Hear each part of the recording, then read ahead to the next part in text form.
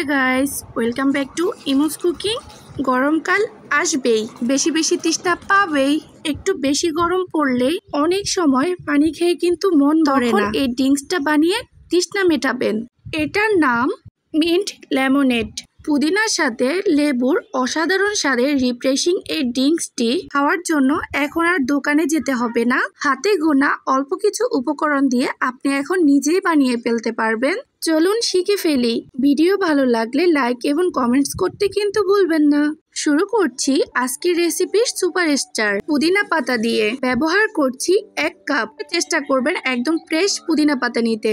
এতে দিয়ে দিচ্ছি আমি হাফ কাপ ঠান্ডা পানি। তারপর পরে যোগ করব হাফ চা চামচ বিট লবণ। এখন এই রেসিপির খুবই গুরুত্বপূর্ণ একটা উপকরণ লেবুর রস ব্যবহার করছি 2 টেবিল চামচ।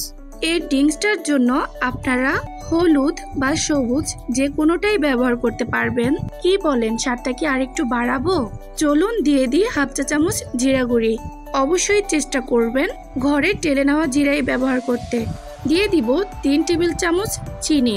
এখন আপনারা মিষ্টি বেশি পছন্দ করলে চিনির পরিমাণটা বাড়িয়ে নেবেন। চিনির পরিবর্তে মধু অথবা সুইটনারও ব্যবহার করতে পারেন। মোটামুটি এই ছিল সব উপকরণ। এখন ব্লেন্ড করার পালা। আমি আজকে 2 গ্লাস তৈরি করছি। পুদিনা আর লেবুর আসল জুসটা কিন্তু এখন তৈরি। এখন আমি এটাকে ছেঁকে নিব। জুসটাকে গ্লাসে ডালারও কিন্তু একটা কায়দা আছে, সেটা দেখিয়ে দিচ্ছি।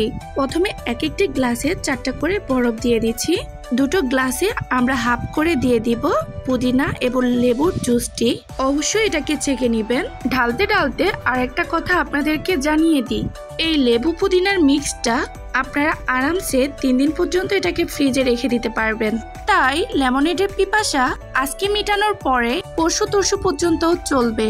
এখন এই ভিডিওর শেষ অংশ ঢেলে দিচ্ছি একদম ঠান্ডা ঠান্ডা পানি। পানির বদলে কিন্তু আপনারা সোডাও ব্যবহার করতে পারেন।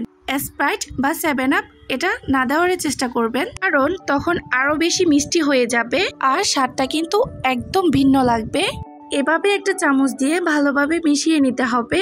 তারপর আমি সৌন্দর্য বাড়ানোর জন্য একটা লেবুর পিস, পরিবেশনের জন্য আমি উপর থেকে একটা পুদিনা আর লেবু গ্লাসে লাগিয়ে দিচ্ছি। ব্যাস, এই ছিল আজকের আয়োজন। আশা করছি এই ড্রিঙ্কসটি আপনারা বানিয়ে তৃষ্ণা মেটাবেন আর ইমোস কুকিং এর নতুন নতুন রেসিপির জন্য অপেক্ষা করবেন।